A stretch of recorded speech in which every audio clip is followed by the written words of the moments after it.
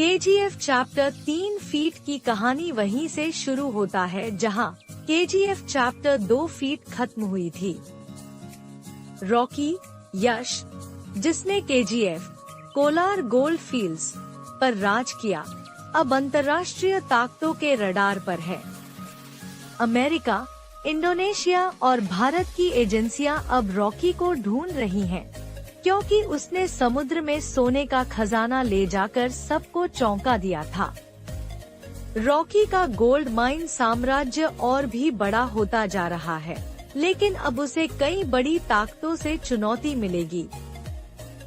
शायद भारतीय सरकार, विदेशी एजेंसियां और नए विलेन उसका साम्राज्य खत्म करने की कोशिश करेंगे। फिल्म के एफ चैप्टर 2 में हमें यह दिखाया गया था कि रॉकी भाई को भारतीय सेना ने समुद्र में डुबो दिया था, लेकिन फिल्म के अंत में यह इशारा भी मिला कि रॉकी मरा नहीं है। चैप्टर 3 में रॉकी की वापसी हो सकती है और वह और भी ताकतवर बनकर दुश्मनों से बदला लेने के लिए लौटेगा।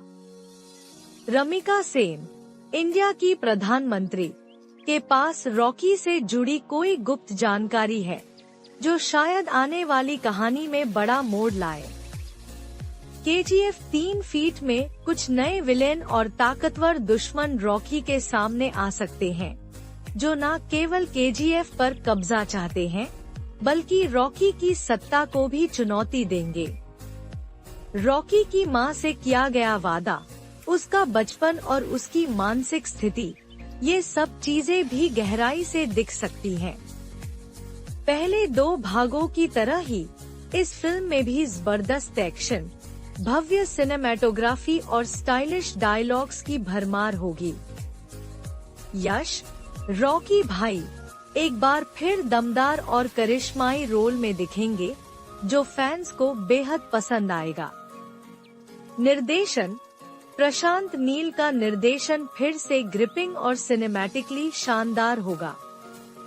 KGF चैप्टर 2 में हमें यह दिखाया गया था कि रॉकी भाई को भारतीय सेना ने समुद्र में डुबो दिया था, लेकिन फिल्म के अंत में यह इशारा भी मिला कि रॉकी मरा नहीं है। चैप्टर 3 में रॉकी की वापसी हो सकती है और वह और भी ताकतवर बनकर दुश्मनों से बदला लेने के लिए लौटेगा। KGF सीरीज का बैकग्राउंड म्यूजिक पहले से ही पॉपुलर है और तीसरे भाग में भी यह काफी प्रभावशाली रहने की उम्मीद है। फिल्म में 1970 और 1980 के दशक की राजनीति, माफिया और अंतर्राष्ट्रीय संबंधों को शामिल किया जा सकता है। अमेरिका और दूसरे देशों की भी स्टोरी लाइन में एंट्री हो सकती है।